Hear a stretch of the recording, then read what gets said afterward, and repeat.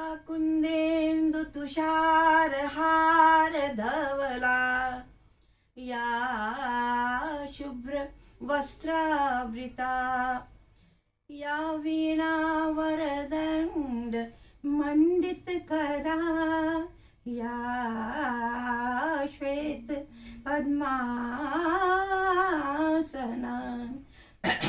या ब्रह्माच्युत शंकर प्रभृतिभिर्देवै सदा वंदिता सा मां पातु सरस्वती भगवती निशेष जाड्यापः जय शारदे माँ। उन्हीं के चरणों में मैं सब कुछ कर पाती हूँ। धन्य हो गए हम आपके मुख से आज ये श्लोक सुनकर धन्य हो गए। और कुछ थोड़ी सी गुफ्तगू हम भी करें। हाँ जरूर जरूर। मैं आपसे सबसे पहले तो ये पूछना चाहती हूँ कि संगीत तो खैर आपको, मुझे लगता है कि माँ सरस्वती ने आपके जन्म से पूर्व ही ये सोच लिया था कि आपको संगीत की सेवा के लिए धरती पर भेजा जा रहा है, लेकिन उसके बावजूद कोई आपकी प्रेरणा कभी नहीं है, कोई मतलब कोई जिनको आपने अपना आदर्श माना हो? मेरी माँ वो रोज रामायण गाती थी और बड़े सुर लय में, तो बस उन्हीं को सुन सुन के मैं उनके साथ रामायण भी गाती थी। तो मेरे घर में कोई संगीतज्ञ नहीं हुआ, दूर तक कोई संगीतज्ञ है ही नहीं। बस मेरी माँ मेरी बहनें खूब गला भगवान ने दिया, तो वही सुर के साथ में रामायण सुन सुन के रामायण का सुनना मेरा जो है उसी से मुझे संगीत वहीं से आपको अंदर राम है जड़ में। क्या बात क्या बात। एक चीज और पूछना चाहती हूँ आपसे मैम, ये कि हर इंसान के, किसी भी इंसान के व्यक्तित्व के बहुत सारे पहलू होते हैं, है ना। आपका एक पहलू सारी दुनिया जानती है।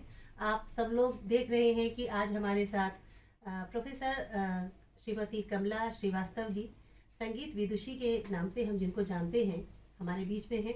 और जाहिर सी बात है कि संगीत की अनवरत धारा बहाते हुए इन्होंने अपनी उम्र के 88 वर्ष पूरे किए हैं। और हम ईश्वर से कामना करते हैं कि आने वाले अनगिनत वर्षों में हम इनकी स्वर लहरी ऐसे ही प्राप्त करते रहें।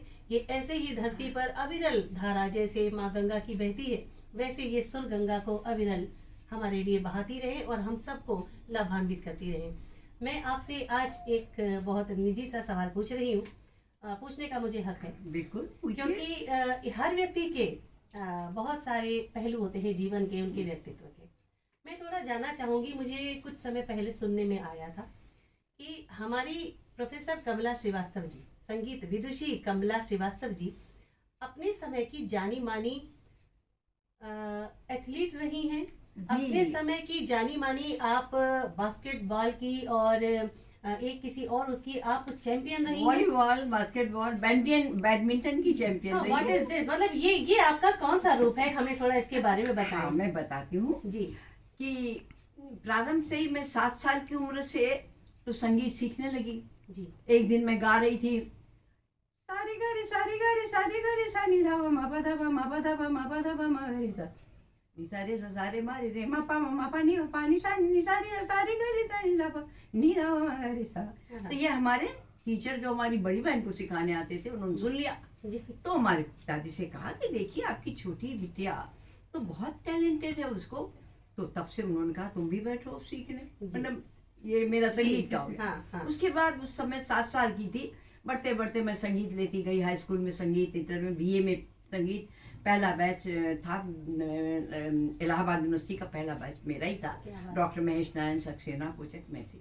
उसी समय एथलीट्स वहाँ होते थे, तो मैं एथलीट्स में भाग लेती थी। अब वहाँ हर्डल्स, लॉन्ग जंप, मैं बस शॉर्ट पुट और जैवलिन ये सब नहीं करती थी, रेसेस में। और सब लड़कियां तो बड़ी बड़ी सब स्कर्ट पहनती थी। मेरी माँ ने कहा था देखो ऑर्थोडॉक्स तो थी फैमिली, कास्टों की होती है। उन्होंने कहा नहीं स्कर्ट नहीं पहनोगी। तो मैं सलवार अपनी पचकी बनवा के चूड़ीदार पैजामा टाइप, उससे भी मैं हर्डल्स में फर्स्ट आई, रेस में फर्स्ट आती थी। लॉन्ग जंप, हाई जंप, उसमें भी कभी फर्स्ट कभी सेकेंड। हाई जंप में भी एक बार मैं फर्स्ट आई, कभी सेकेंड, लेकिन रेसेस में हमेशा, हर्डल्स में हमेशा फर्स्ट आती थी। फिर उसके बाद ओलंपिक्स में जी। बास्केटबॉल में मैं थी, चुनी गई, हाँ, मतलब हाँ, चुनी जाती select हुई लड़कियां, आप, हाँ, तो उसमें भी मैंने जीता हमारी जी टीम ने। जी और वॉलीबॉल में, ये तो ओलंपिक्स में हो गया, ये सब बीए की बातें हैं, जी बीए में जब पढ़ रही थी। जी और उसके बाद भी, बीए के बाद मैं लेक्चरर हो गई, वहाँ भी मिर्ज़ापुर की बैडमिंटन चैंपियन रही, और इलाहाबाद यूनिवर्सिटी की डेलीकेसी की मैं बैडमिंटन चैंपियन भी हूँ। वाह वाह तो वाह, मुझे वाह, क्या बात है, बहुत क्या लोग बात जानते है। हैं हाँ, इस तरह से। और मैं बराबर दौड़ती रही, शायद इसीलिए अभी भी मैं इतना चल पाती हूँ सीधे। जी, अभी मैं उसी बात पर आ रही थी कि आपने हमेशा रेस को जीता है, हमेशा दौड़ने की एक प्रवृत्ति आपके अंदर रही है, और यही एक कारण है कि 88 वर्ष की उम्र में भी आज भी मुझे लगता है कि शताब्दी हाँ, और राजधानी एक्सप्रेस जो है वो आपके आगे फेल है, क्योंकि जिस गति से, जिस शक्ति से आप आगे बढ़ रही हैं, और सिर्फ आप ही आगे नहीं बढ़ रही, आप अपने पीछे आने वाली एक बहुत मजबूत खेप तैयार कर रही जी, हैं। जी। लोक संगीत की एक मजबूत खेप तैयार हो चुकी है, जो कि मैं कहूंगी कि हमारी परम श्रद्धेया कमला श्रीवास्तव दीदी जी के ही बस की बात थी। इसके अलावा मुझे नहीं लगता है कि कोई इतनी मेहनत करके कलाकारों की इतनी बड़ी खेती कर सकता है। मेरी बहुत सी शिष्याएं हैं, सब मुझे बहुत मानती हैं, सारे, मतलब भारत में तो फैली हैं, विदेशों में से भी फोन आते रहते हैं, दीदी आपका मैंने आज अमेरिका में, कनाडा में कि ये गाना गाया, बहुत पसंद किया गया। ये मैं आपको अपना परिचय अब देना चाहती हूँ। मैं जया श्रीवास्तव, और मैं आपकी एक लव्य शिष्यों में से हूँ। हाँ, मैं आप समझ रही हैं एक लव्य का मतलब? जी जी जी बिल्कुल। बहुत से लोग हमारे, कई, एक लड़की ने देहरादून से जी फोन किया मुझे कि मैं आपसे सीखूंगी, मैं आप बस मुझे कुछ बता दीजिए। तो जी जी। मैंने उसको देखा नहीं, उसने मुझे देखा, लेकिन वो जबरदस्ती मेरी शिष्या बन गई। मैं भी जबरदस्ती बन गई। नहीं, आप जबरदस्ती नहीं, आपको तो मैं बहुत प्यार करती हूँ। और मैं आपकी बेटी हूँ। हाँ, बेटी, दोनों बेटियां। और आज आपको मैं एक बार फिर से धन्यवाद देना चाहती हूँ। श्रोता संगम को आपने अपना आशीर्वाद आज दिया हाँ। है। हमारे सभी नवोदित कलाकारों के लिए आप कोई कुछ संदेश अगर देना चाहें। नवोदित कलाकारों से बेटा मैं यही कहना चाहती हूँ कि वो रियाज एक शब्द है, अभ्यास। हाँ, जी। क्योंकि अभी भी मैं इस उम्र में भी मैं रियाज करती हूँ, जैसे ढंग से, वैसे तो नहीं बैठ पाती कि तानपुरा लेके बैठी हूँ घंटे जी, और तबला बजा रहे, लेकिन मैं गाती हूँ। सवेरे उठ के जो भगवान का भजन होता है वही मेरा रियाज होता है, जी। तो मैं जरूर गाती हूँ।